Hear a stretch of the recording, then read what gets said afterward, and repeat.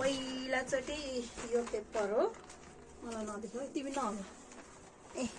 यसरी पट्याउने, आफ्नो आफ्नो पट्याउने तरिका हुन्छ। फर्स्ट यो यसरी बराबर हुने गरी पट्याउने, आफूलाई जता मनपर्छ त्यता पट्याउने। अनि यो बन्द भाग यसरी बन्द भाग काट्ने। यो चाहिँ मेरो तरिका है, आफ्नो आफ्नो तरिका हुन्छ है पट्याउने पनि, लामो छोटो पनि गर्न मिल्छ। यो चाहिँ मैले चाहिँ नथिच न बाबु एकैचोटि। यसरी चिन्ह लाउने, यसरी चिन्ह लाउँदै जाने। मैले थिच भन्ने बेलामा थिच ल, यसरी चिन्ह लाउने। झन्डाले खसे, झन्डाले खसे।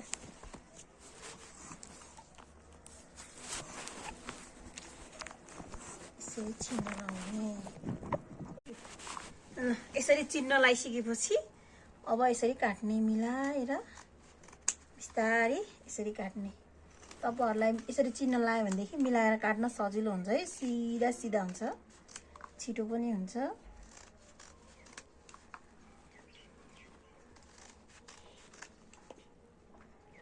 ओके नगर ल, त्यतिकै होस् ल। आङीले ओके गर भने मात्र गर है। यसरी काट्ने। हामीले यसरी काट्ने क्रममा चाहिँ यो हामीले यसरी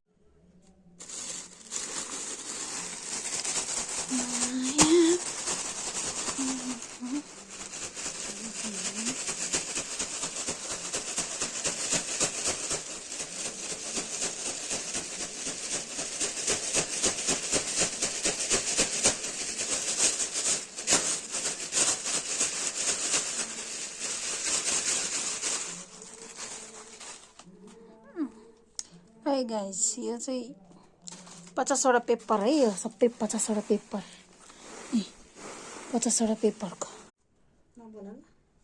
यसरी बनाउने हामीले, तपाईहरुले काट्ने समस्या अब यो काटेर यसो टुक्रा टुक्रा बनाएर यसरी बनाउने। यो चाहिँ मेरो तरिका है, आफ्नो आफ्नो तरिका पनि हुन्छ है, छोटो पनि बनाउन मिल्छ, लामो पनि बनाउन मिल्छ। मैले चाहिँ लामो बनाएको छु है। यो चाहिँ मैले हिजो बनाएको हो, एकछिन बनाएको।